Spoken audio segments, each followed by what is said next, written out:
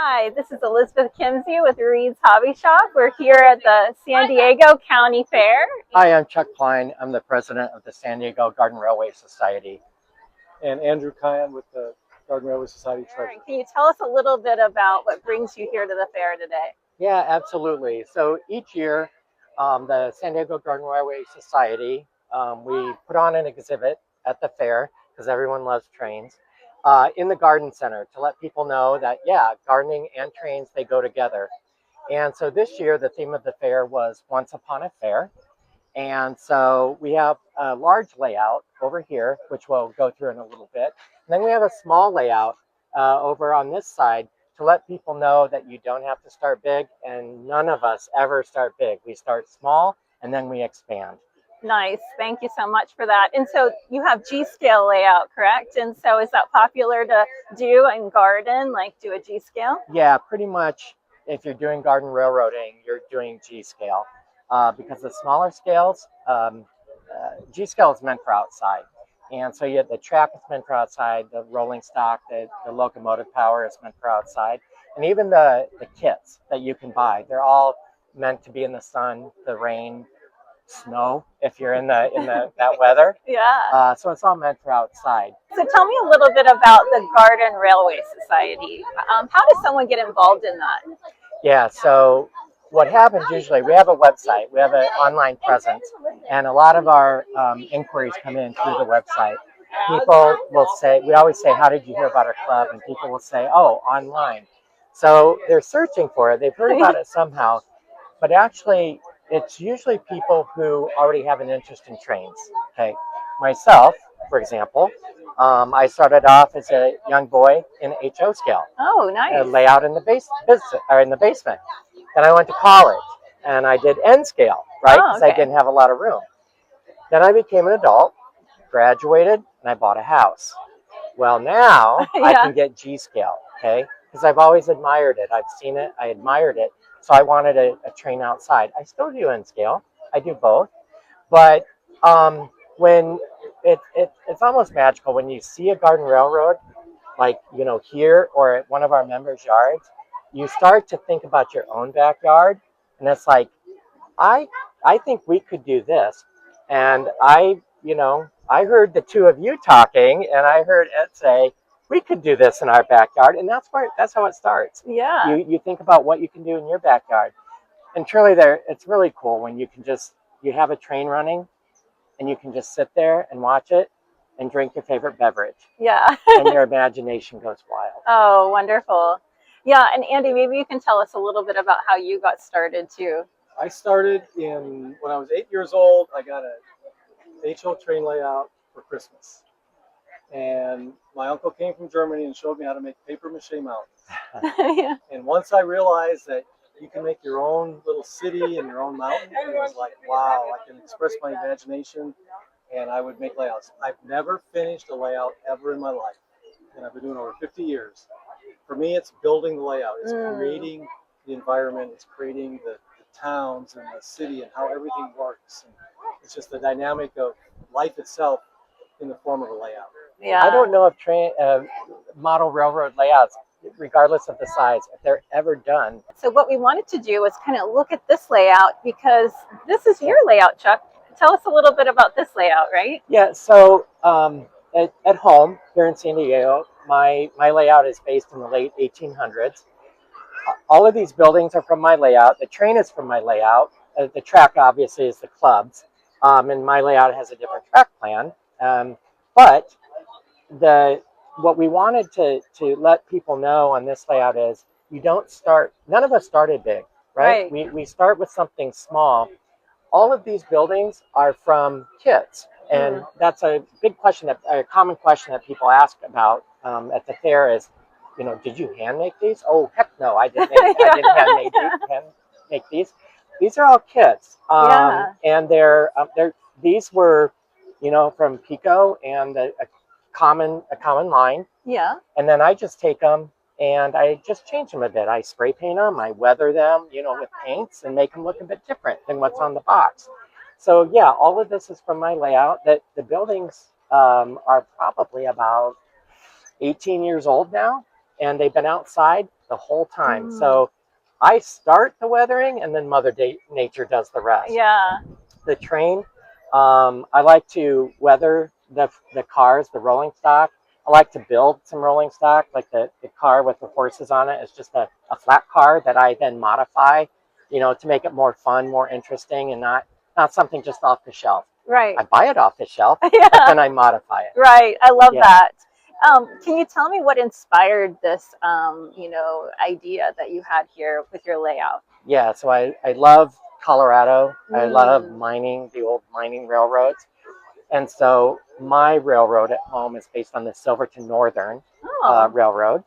And it was part of 3 railroads by Otto Mears. And so what I do is I research it, right? Yeah. And I find out the names of the towns and what they did and the industries and the saloons and then with that in mind, I'm able to create an area in my backyard to mimic it. Oh, And nice. so that's what my inspiration is. Plus, I just love the old trains. All of our members, they do different things. A few of us do the old trains. Andy here does modern diesels. A couple members, like on the fair layout this year, is European trains. It's I think the first year we've done European trains. European, yes. Yeah. So everyone kind of does a little bit different and does their own take on it. Yeah, But nice. that's the fun part of it. And then we have open houses every month, and we get to visit everyone's railroads. Oh, I love that. Yeah. And so when you think about starting, with the Garden Railway, how would you get started? And, I know you're showcasing a layout that something like you would get started with. How would you start with this? Well, one thing we compared was the cost. Yeah. Everybody thinks it's expensive to do model railroading, and it really isn't. So we did a comparison to if this area from the outside of the block was patio or synthetic grass, what does that cost? And what does a basic layout cost? And we've done a comparison here, and it's actually about within $200 here or there.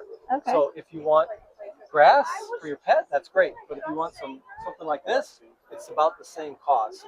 People shouldn't be scared of the cost. It's just a matter of starting and slowly acquiring and slowly working your way into the layout. To get started, we always recommend, and any member of the club is going to say this to you, you can buy a starter set, and we recommend that. Yes. Okay? You buy a starter set, put it on the ground, and get the trains running. Yeah. Plug it in, and yes, it's okay to have the electricity outside. It's meant for that, okay? Plug it in and let this train start running and just sit back and watch it, because then your imagination goes wild and you start imagining this.